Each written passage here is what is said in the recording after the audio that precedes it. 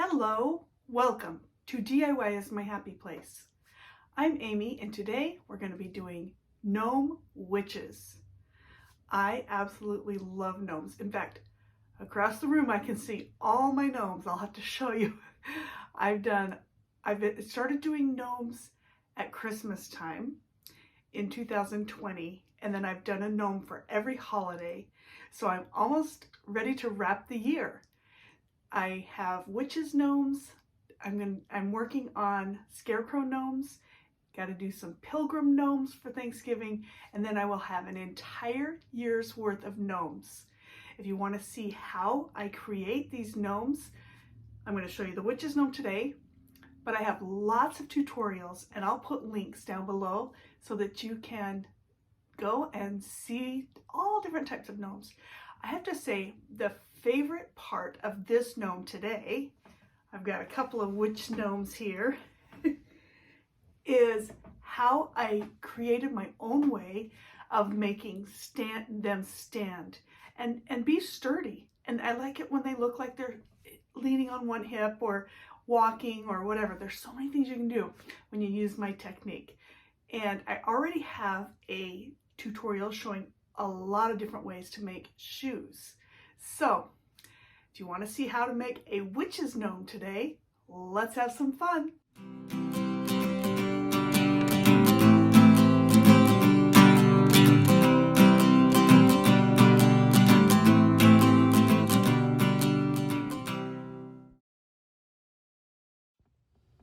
Okay, I wanted to just show you a few of the shoes that I made. And again, I've got a tutorial of how to make the shoes. But the best part about doing the shoes this way is you take these balloon straws that I pick up from the Dollar Tree, and you can attach the legs to the shoes separately, and they will stand on their own. And the key to this is this little tiny attachment that comes with these balloon straws. So see that little piece right there? When you attach, I've got the balloon straw glued into the shoe, and then you attach the leg like this, and then they just stand up, boom, boom. They hold really well, and they won't tip over. So that's why I love these. The best thing about these balloon straws too is that you can just cut them. You don't have to have any fancy tools or anything. Now there's two different types of balloon straws at Walmart, and you definitely want to get the ones that are bigger around because they're the ones that have that little attachment. The smaller ones, they don't have that same little piece. Okay, so what I do in order to make my standing gnome is I take a full length balloon straw, cut it in half. Doesn't have to be exactly perfect, but cut it in half. And then we're going to glue it inside. Now you want it to be able to look like it's walking. So I'm going to show you how we do that. Now I like to use the ankle socks that I pick up from the Dollar Tree. They have them in white or black, and it's perfect base for any gnome. And I use batting from old pillows. I've just been one by one recycling pillows. Actually, I think out of all the gnomes that I've made, I might be on my second pillow, maybe third. I mean, it really doesn't take a whole lot of stuffing, batting. So what you want to do is you want to pull it out and make sure that you tear it apart into little pieces. You don't want it to be in a big clump because it needs to get smooth in the sock. What we're going to do is we're just going to take, the first thing I do is I cut the very top band off of the sock because I'm going to use that for my belt. And then also you don't want it like trying to bind. It'll be hard to put the stuffing in. Well, I don't know. It'd probably be fine if it was there, but I just like to use it for my belt. I'm going to go ahead and put some of the stuffing in, and then I will make sure that it's really nice and torn apart. And then when you get your straw, you want it to poke up into the very, very top of the sock. Now, I definitely use there's one end that has kind of a pointed section to it, and I make sure that part is going up into the sock, because if it was down in the shoe, then it won't attach to our little tiny attachment that I showed you earlier. So you just get the pointed part up in there, and you make sure it goes all the way to the top. If it only goes halfway up, then your gnome will tend to bend. It'll look like it's trying to bow or curtsy or something, and then your gnome will tip over. So you definitely want to get that straw all the way to the top. So there's legs poking out the bottom. And then after you've got the straws in all the way to the top, go ahead and get some more batting. Smooth it out so it looks like a potato. Yes, I'm from Idaho, so I always refer to a potato because that's what it looks like to me. And you can make it skinny, you can make it fat, you can make it medium, however you want. This is the fun thing about gnomes. Sometimes they're really cute if they're real chunky. So it's just whatever you feel like doing. Okay, once you get your batting in, you want to have the straws kind of pulled apart so that the shoes can attach. And then I just go up in there. Be very, very generous with some hot glue. This is going to hold this batting in place and hold the legs. This is the key to making standing gnomes. Isn't that simple? So there it is. You could be done with the video now because that's the most important thing that you need to know. Now, I always just set it aside and work on the next part because it takes a while when you have that much glue for it to really completely dry. So I'll just lean it up while it's drying. Now I get my nose and some pantyhose, all from the dollar store. Now you can use ping pong balls, you can use golf balls. There's a lot of different things you can use. I actually prefer the golf balls more than ping pong balls because they are stronger, they don't dent in. And then I just wrap the pantyhose, nylons, whatever you want to call them, wrap a little piece around with a pipe cleaner, cut it off, and then that is ready to be my gnome nose. You can trim off part of it, but you do want to have some of it still sticking out because this is going to be used to glue on to the gnome. Okay, now the next thing is to get a curler. These, you don't always have these at the dollar store. And I suppose that's true for just about anything, but when I see them, I grab them. So I take one of these curlers, and it doesn't matter what size it can be. You know, they have them in different widths. And I cut them in half because I want to be able to use, I think they come 4 curlers for $1. So if I cut them in half, you know, I can get more gnomes out of it. So I cut it in half. Now it has wire in the center. Now you want to roll some felt around for the arms, and I only need the curler part to be on the bottom half of the arm and not necessarily all the way up. And that's one way that I've learned to be able to make more gnomes with less curlers. The one thing you do need to make sure is that you don't let any of the hot glue touch the curler part itself because it'll just melt the curler and then it'll be deformed. So I roll the felt around until I have felt all the way around and then add some glue. Now you see how I've left the top part without curler, and that is where it's going to be attached to the top of the head. So you don't want the curler there or it'll poke out and it'll look weird. You'll see. I'm going to show you that in just a minute. But then I'm going to set those aside and let those dry.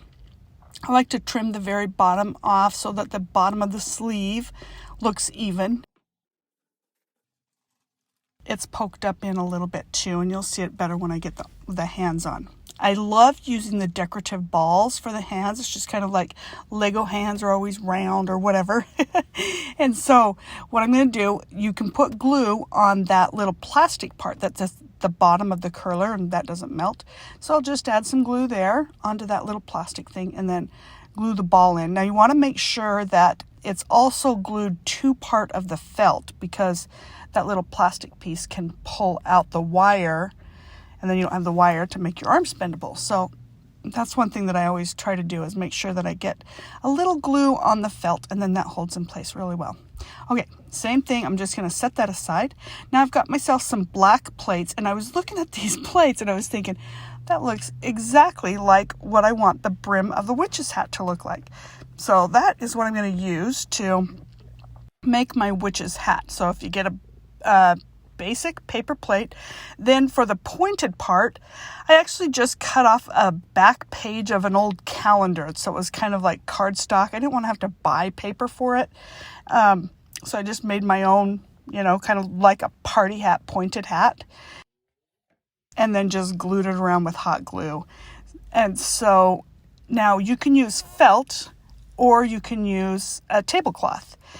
In this case, I'm actually using the tablecloth because I didn't realize I was running out of felt. I actually prefer felt to the tablecloth, and I've used both because the tablecloth kind of melts, but it will work in a pinch. Now I'm going to show you how I made my points. Just so easy. You just roll your paper up to a point, tape it, and then cut the bottom off, and then glue it all. And actually with the cardstock paper, I actually ran a line of hot glue all along that so it would hold in place.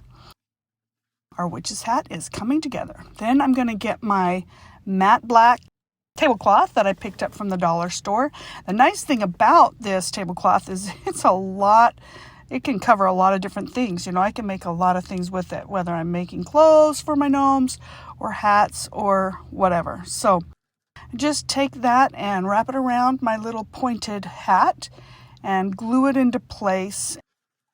I always have more than one glue gun. I like to have one glue gun that, really, if I want to put a massive amount of glue on, I have that one. Then I also want the fine tip little tiny glue gun that's not as hot, and I can get into little tiny places. So yeah, I'm one of those 2 glue gun people. And so yeah, that's what you'll see there. Now using this spatula is the perfect way to keep from burning your fingers, and the glue doesn't stick to it. So that's really a nice thing. I got that. I guess basically everything here is from the dollar store, almost everything. The cups that are in the shoes, I actually ordered off Amazon, but I think the dollar store even has some of those sometimes. Okay, now we're getting there with our hat, and I actually had cut a circle around for the brim of the hat, and of the tablecloth. And then I can just put that right over the top of it. And again, just glue everything down. Now, when I was doing it with felt, and actually with the tablecloth, it's okay if it's kind of wrinkly, because you think about it, I think of, the hats from Professor, what was her name? McGonagall. Remember her hat? And it was all kind of wrinkly. So it's fine if it's kind of wrinkly. If you had it completely straight, then it would look more like I don't know. It won't look as authentic. So I definitely don't mind having a little wrinkles. And then I just added some glue around the very outer edge of the rim.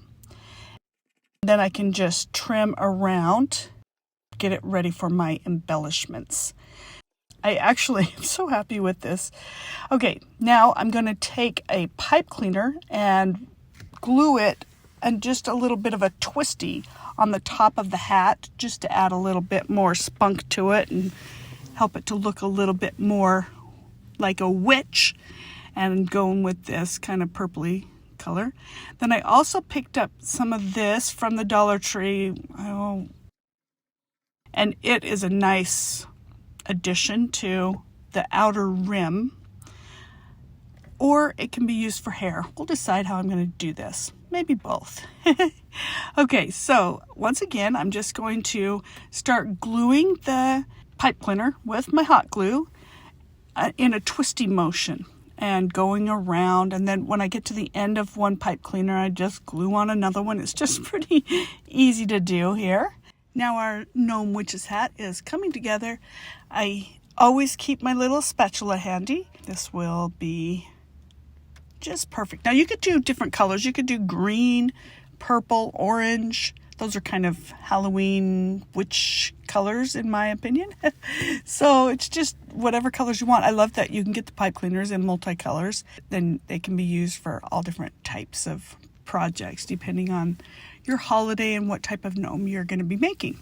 Okay, once that's glued down and nice and secure, you can be ready for our next step. And this is when I was trying to decide whether to use the mesh black or the mesh purple on the outer edge of the hat. For each one I did a little bit different, but anytime you have any part where it looks like there's a flaw or something, it's just easy to put an embellishment. And so that's what I'm going to put at the very bottom of this hat rim on the inner section. I'm going to go ahead and put the black mesh around just to take your eye away from where I was gluing and make it a little more polished.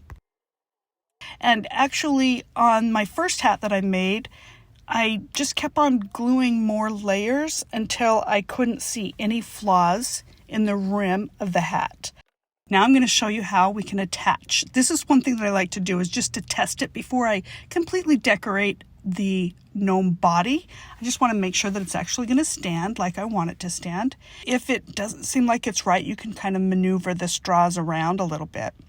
Now I'm going to get some felt and put around the legs to make it look like she's wearing little hose.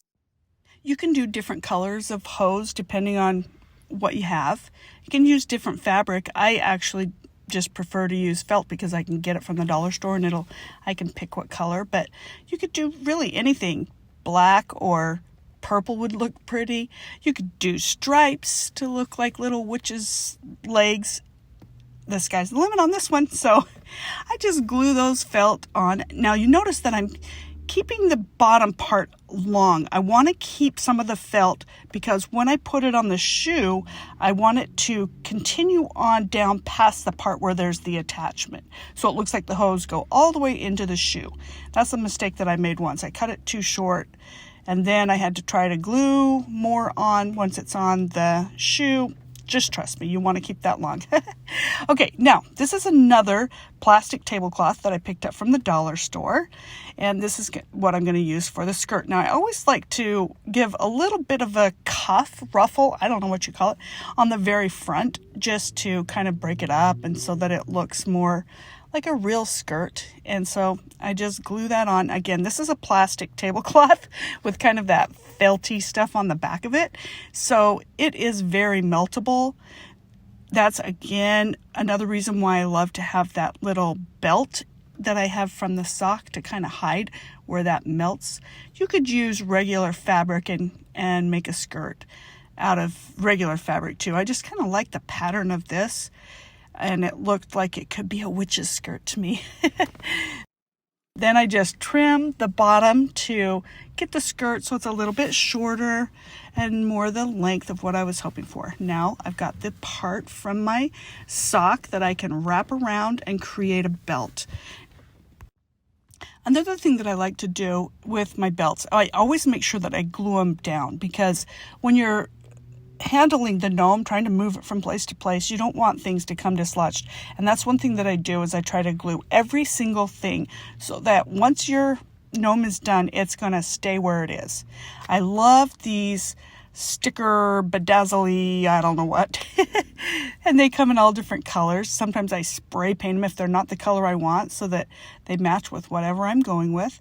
And again, I like, even though it comes with glue, it's good to glue those down too with your hot glue, because they will pop off later. Now, this is when we're going to put our nose on. You want the nose to land what would be about the middle of the gnome. So generally you don't want it so high on the top of the head, but the reason why I'm going so high up on the body of it is because I know that I'm going to have the height of the hat that's going to go way above it. So the illusion will be that the head goes way up, up, up. So that's why I'm putting my nose up. Usually I would put my nose quite a bit lower depending on what type of hat I'm doing. And then remember those arms that I had? I just glue them right on the top of this body, and it'll all get hidden underneath the hat. And then those arms are just hanging down, and you can move them around because of the curlers that are in there so that they can fit into whatever form you want to do. They can be waving, they can be holding a sign, they can have their hands crossed in front of, there's a lot of things you do. Now, make sure when you have your arms that they go way below the waist. You don't want your arms to be too short. That's one thing I've noticed about a lot of people's gnomes. Their arms are too short and stubby. I don't know about you, but Halloween happens to be one of my favorite holidays to decorate with, and it's so much fun to have just little gnome witches and to give these away to friends and family is also what I always try to do. For each holiday, I do a new gnome for each of my daughter-in-laws, so that can be a fun little tradition for all of us. I'd love to hear what your traditions are. Do you have any traditions that you do for holidays, especially Halloween? Feel free to share them in the comments below. I love to hear about them. Okay, so as you can see, I'm working with the purple mesh to make some hair. It's just simple, cutting it into strips, adding it to my favorite tool, pipe cleaners, and then gluing that to the top of the body, neck, whatever area. I keep saying the top of the head, but you get it. The top of the gnome, the head's actually where the hat is. And I get my thick hot glue gun out and then set that aside again because it's got so much glue that it's going to take a minute to dry. So I know it looks funny. It looks like it has flippers on its feet, but trust me, we're going to want those when we get to that point. Okay, now I did pick up these brooms from the Dollar Tree. I think they came 4 in a package. And they have this bow on them. I'm going to take the bow off because it just doesn't line up exactly where I want it to when I'm making it, putting a little sign on it, and so that our little witch can hold her broomstick. I thought they were the cutest little broomsticks. Okay, then I also like to make my signs with the chalkboard looking tags that they have in the Crafter's Corner area. And I just print off whatever quote I want on a black and white printer. You just put the font in white and put a black box behind it in order to get the black look that you want. Print those off and then just glue them on to the tags that we already have. And you have to put a little black piece of paper over the hole that the tag uses to hang on because I don't want to be able to see that hole. And that's all there is to it. It's so easy. And I have tried writing on them to make the quotes, but it looks so much better when it's printed and it's just a lot more crisp and clear. Okay, now this is starting to dry. So she is ready to have her tennis shoes. This is my favorite part. Now I can trim off part of that black and then I just tuck the rest of it around the little connector in there. And I did, one time I made this without keeping that extra felt, and I tried to add the felt afterwards. Trust me, this is the easiest way. One of my favorite things about this particular technique is depending on how you glue the straws in, I always like it where it kind of leans to one side or the other. I just think it looks a lot more casual and fun when it's like that. So I have it so that one leg leans over, but that's what you're doing when you're gluing your straws up, is deciding whether you want them exactly even or whether you want one just a little bit taller, longer than the other so that it'll have a leaning look. Now, I'm going to put this lovely hat on, and luckily she's squishable. So you just squish the body up into the hat. We'll glue that all together. It's me.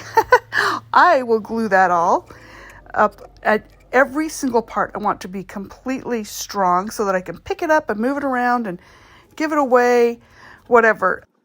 I don't want it falling apart.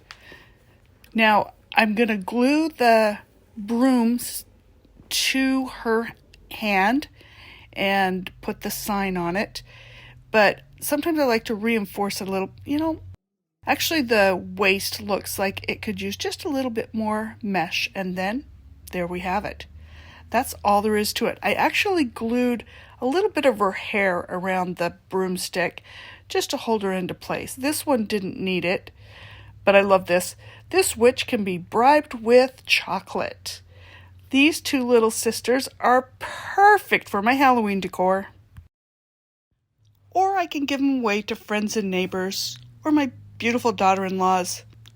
I'll have to decide. What do you think? Was that a blast or what? I absolutely love making gnomes. I make them for friends and family or people that I'm just thinking about. That it's a nice little pick-me-up. You don't have to worry about if they have some sort of a special food allergy or a diet. Everybody loves to get a friendly little gnome. Thank you so much for sticking with me, and I will see you again soon. See ya.